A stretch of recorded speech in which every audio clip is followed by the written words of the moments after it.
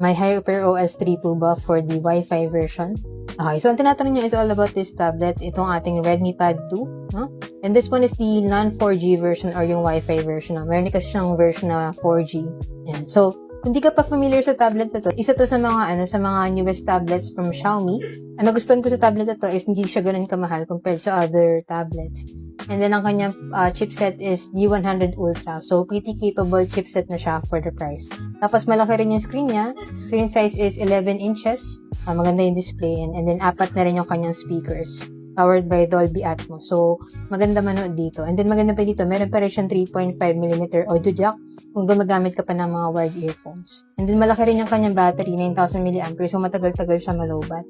Yan. So, anyway, to answer the question, no, itong ating Redmi Pad 2 na na non-4G version or Wi-Fi version na nasa akin ngayon, ang current software niya is Android 15, HyperOS 2.0.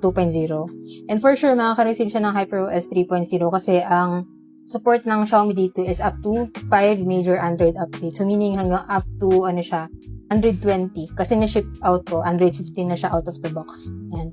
Tapos, yung kanyang security patches is up to 7 years, no? Kaya kita nyo dito, hanggang 2032 pa siya supported. So, official website ng Xiaomi. Kung bibilin mo to ngayon, matagal-tagal mo siya magagamit. So, kung gusto niyo rin ng ganitong tablet, and check nyo lang dyan sa Yellow Basket yung kung nabiling sahan para same quality and legit store din yung mapagbilan nyo. By the way, itong ginagamit ko na pen is universal pen lang to, no? So, hindi siya free dito.